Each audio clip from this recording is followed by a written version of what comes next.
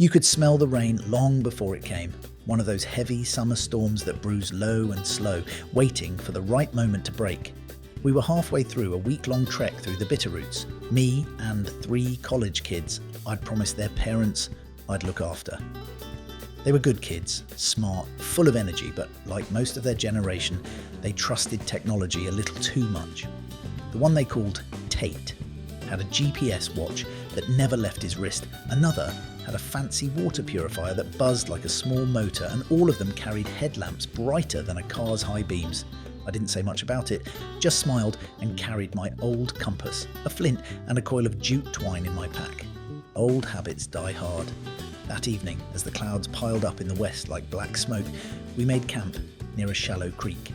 The kids wanted to use the gas stove to heat dinner before the storm hit, but when Tate twisted the knob, the hiss of gas that should have followed never came.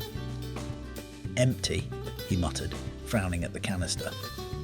Turns out they'd used most of the fuel, making pancakes and cocoa the night before. I suggested a fire, but that got a doubtful look. "Rain's coming," said one of them. "Everything's wet."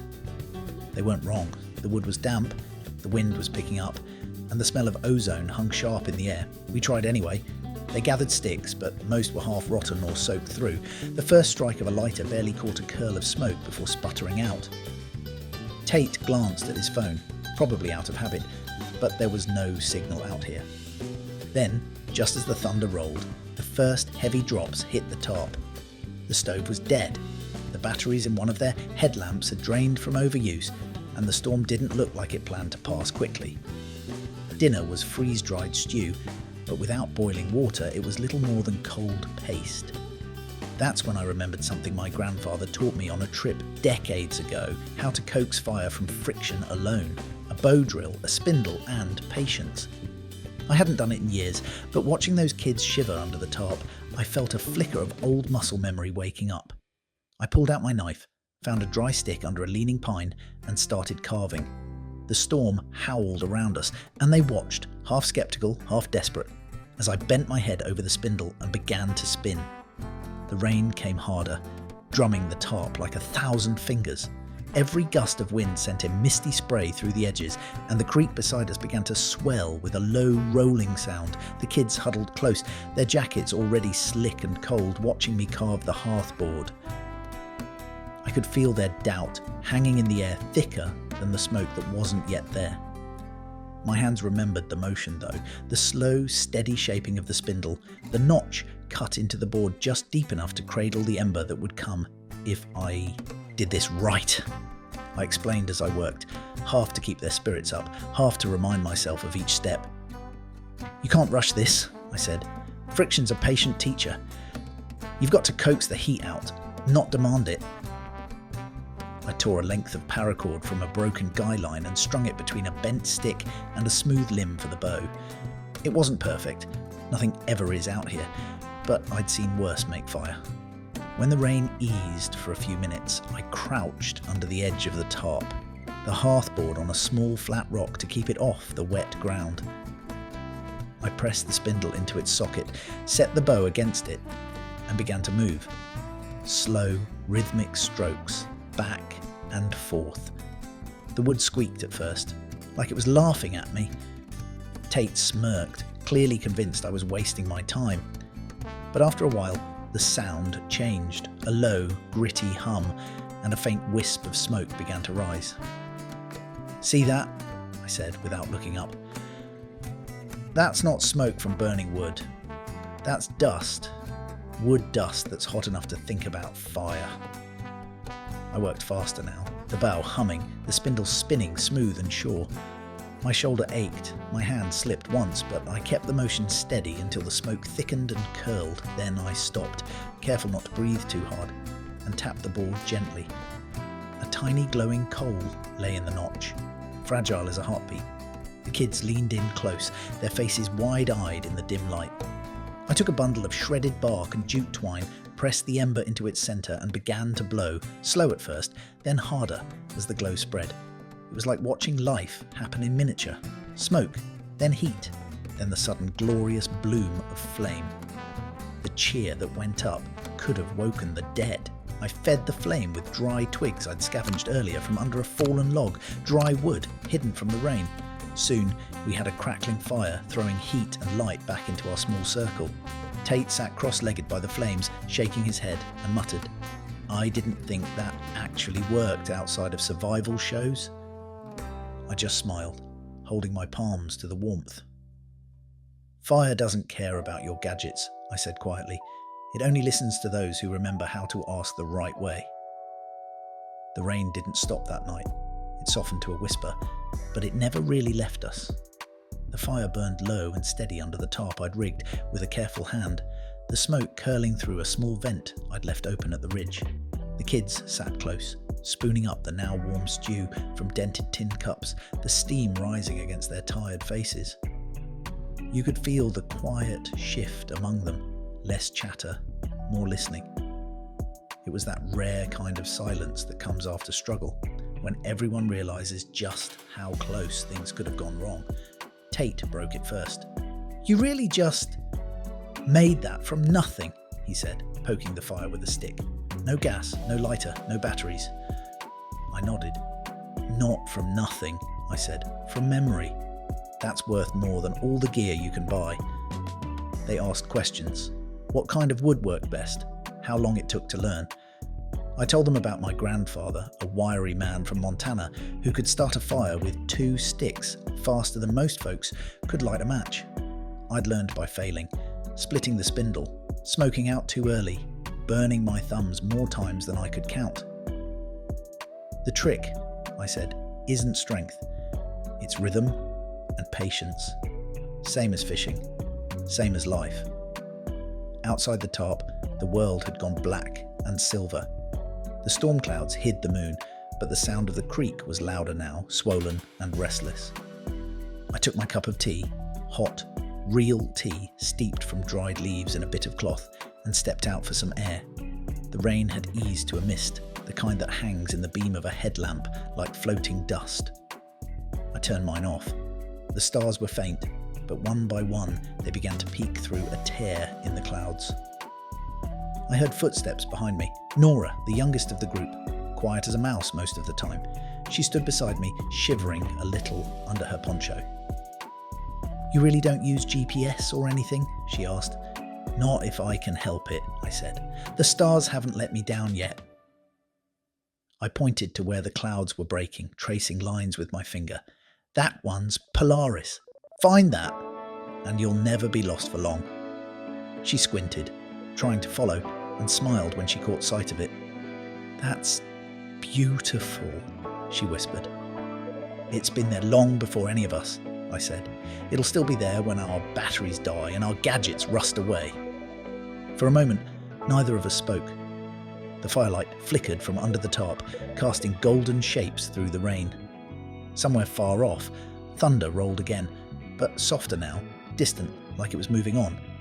The kids were laughing quietly around the fire, and I could see them feeding it, like it was something precious, something alive. Maybe it was. That's when I knew this trip wasn't just about showing them the wilderness.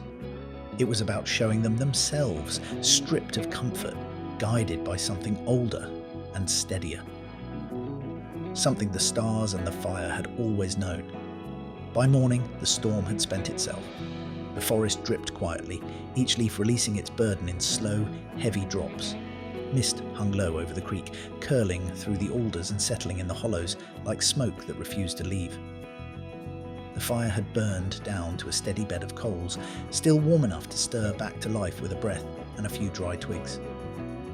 I crouched beside it, fed it gently, and soon the orange light began to grow again, small at first, then dancing and alive.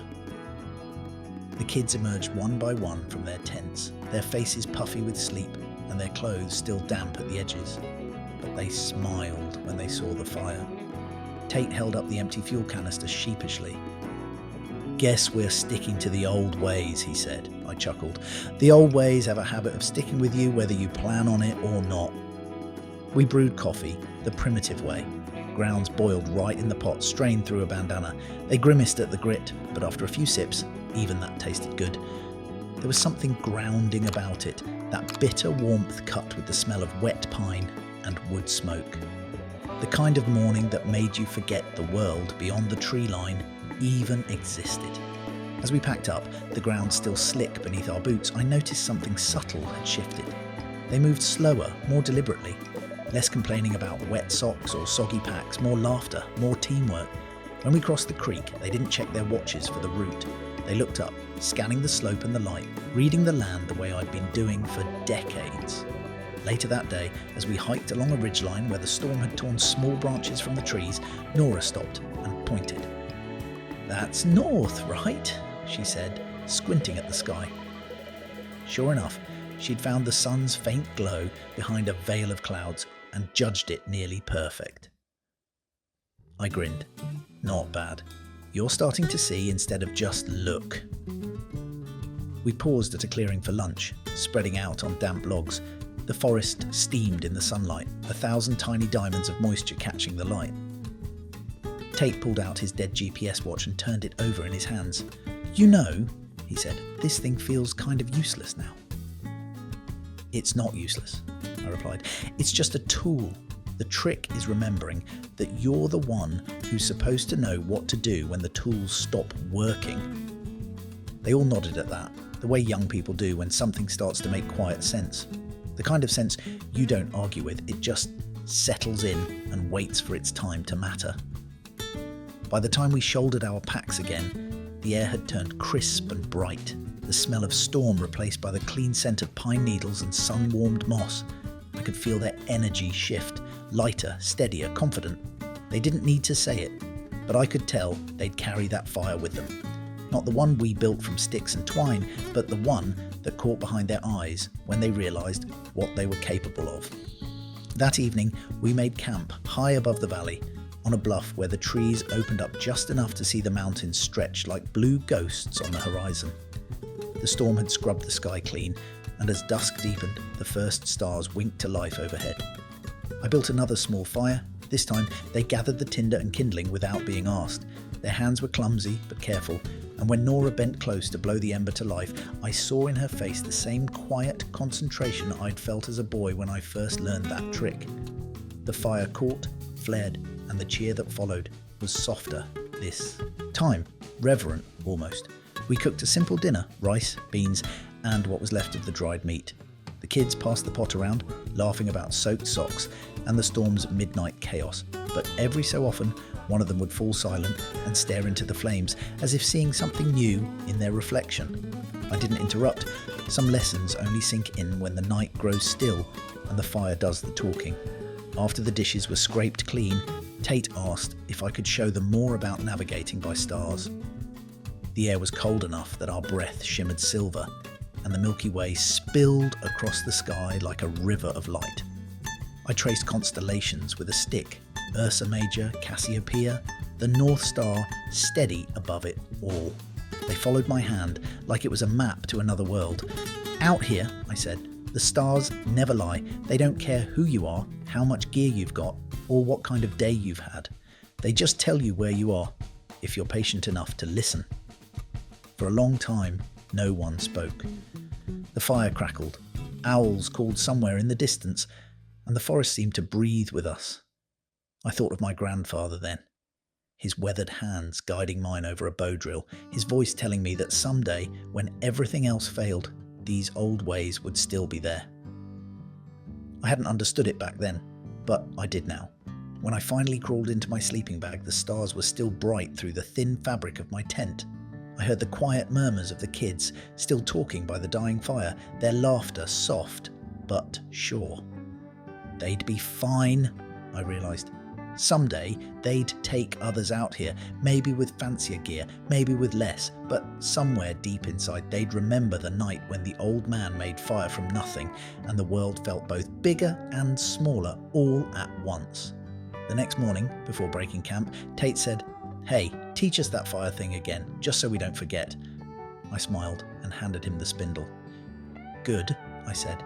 "That's how it starts, not with fire, but with remembering." And as the smoke rose in the clear morning air, I knew the old ways weren't dying after all. They were just waiting to be rediscovered, one spark at a time.